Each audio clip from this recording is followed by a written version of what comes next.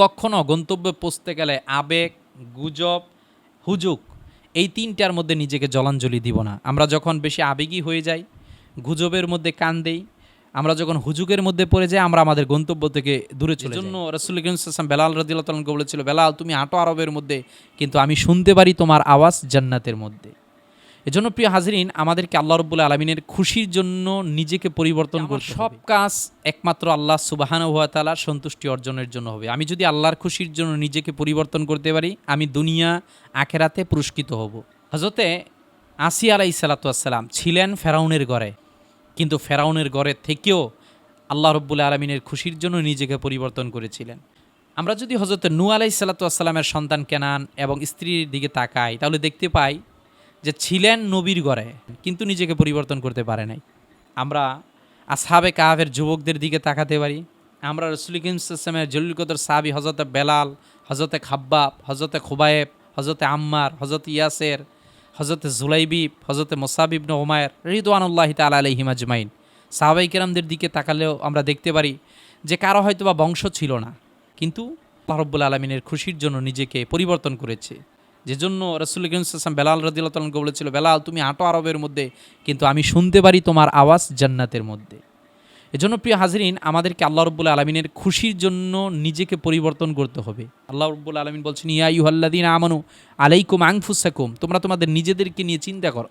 সেক্ষেত্রে আমাদের জন্য প্রথম কাজ হলো, আমি কল্পনা করব যে আমি আমাকে কোথায় দেখতে চাই, আমি আমার ডেস্টিনেশনকে স্থির করব। এবার আমি আল্লাহর কাছে সাহায্য চেয়ে কঠোর পরিশ্রমী হব। যদি আল্লাহ রাব্বুল আলামিনের কাছে মকবুল হওয়ার জন্য, মাশহুর হওয়ার জন্য নয়, মকবুল হওয়ার জন্য কাজ করি, অবশ্যই অবশ্যই ইনশাআল্লাহ আল্লাহ তাআলা আমাকে সফলতা দিবেন। নিজের আত্মসমালোচনা করা, যেটা থেকে আজকে আমরা অনেক দূরে। যখন আমি আমার নিজের আত্মসমালোচনা করব, আত্মসমালোচনা করে প্রতিদিন রাত্রেবেলা আয়নার সামনে দাঁড়িয়ে আমি আমার দিনের 24 ঘন্টা এবং পরবর্তী সময়ের কথা চিন্তা করব, যে আমার 24টা ঘন্টার কাজকর্ম কি আমার আল্লাহ তাআলা আমার প্রতি খুশি আছেন, আমার রাসূল সাল্লাল্লাহু আলাইহি ওয়াসাল্লাম কি আমার প্রতি খুশি হবেন। এই কথা যখন আমি আমার 24 ঘন্টাকে আয়নার সামনে নিয়ে আসব, তখন কিন্তু আমার বিবেকে নাড়া দিবে, তখন আমি আমার গন্তব্যের দিকে যেতে পারবো। তৃতীয়ত, আমি কখনো গন্তব্যে পৌঁছতে গেলে আবেগ, গুজব, হুজুক এই তিনটার মধ্যে নিজেকে জলাঞ্জলি দিব না। আমরা যখন বেশি আবেগী হয়ে যাই, গুজবের মধ্যে কান দেই, আমরা যখন হুজুকের মধ্যে পড়ে যাই, আমরা আমাদের গন্তব্য থেকে দূরে চলে যাই। চতুর্থত, আমাদের দায়িত্ব হলো যে নিজেকে তৈরি করা। পৃথিবীর মধ্যে আল্লাহ সুবহানাহু ওয়া তাআলা কোনো অযোগ্য লোকের হাতে ক্ষমতা দিবেন না, এটা আল্লাহ তাআলার একটা ওয়াদা। এজন্য নিজেকে গঠন করা, সকলকে নিয়ে এমন একটা সোসাইটি তৈরি করা যে সোসাইটির মধ্যে তাকওয়া থাকবে। কিন্তু যেই সোসাইটির মধ্যে তাকওয়াবিতি থাকবে না, ওই সোসাইটির মধ্যে আল্লাহ রাব্বুল আলামিন শান্তি দিবেন না। হ্যাঁ, হয়তোবা ডলার আছে, তো মানসিক প্রশান্তি তার মধ্যে থাকবে না। ঈমানের মূল কনসেপ্ট হলো তাকওয়াবিতি।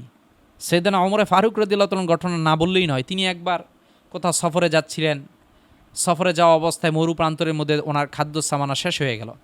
তিনি দেখলেন এক রাখাল বকরির পাল নিয়ে দাঁড়িয়ে রয়েছেন। রাখালের কাছে গিয়ে বললেন, ভাই আমার তো খাদ্য সামগ্রী নাই, তুমি যদি আমাকে কিছু দিতে। সে বলল, ভাই আমার কাছে দেওয়ার মতো কিছু নাই, এই বকরির পাল। সাইয়েদনা ওমর ফারুক রাদিয়াল্লাহু তাআলা চিন্তা করলেন, দেখি তো সে কেমন তাকওয়াবান। বলল, আমার কাছে যদি তুমি একটি বকরি বিক্রি করো, তাহলে তো তোমার মাহাজন দেখবে না। ওই রাখাল ঠিক ওই মুহূর্তের মধ্যে ডাক দিয়ে বলল, ইয়া ইবনুল্লাহ ফাইনাল্লাহ, হে শাহজাদা, তুমি যে আমাকে বলছো তোমার কাছে একটি বকরি বিক্রি করার জন্য, দুনিয়ার কেউ দেখবে না, তাহলে আমার আল্লাহ কোথায়? আমার আল্লাহ তো দেখতেছেন, আমার আল্লাহ তো দেখবেন তোমার কাছে যে আমি বকরি বিক্রি করব। ওই দিন সাইয়েদনা ওমর ফারুক রাদিয়াল্লাহু তাআলা ডাক দিয়ে বলেন, তোমাদের মতো তাকওয়াবান বান্দা দুনিয়ার মধ্যে থাকবে ততদিন পর্যন্ত পৃথিবীর মধ্যে তাদেরকে কেউ ধ্বংস করতে পারবে না। এজন্য আমরা যখন তাকওয়াবিতিকে সামনে নিয়ে নিজেকে পরিবর্তন করার জন্য এগিয়ে যাব, ঠিক ওই মুহূর্তের মধ্যে আল্লাহ তাআলা আমাদেরকে সফলতা দিবেন।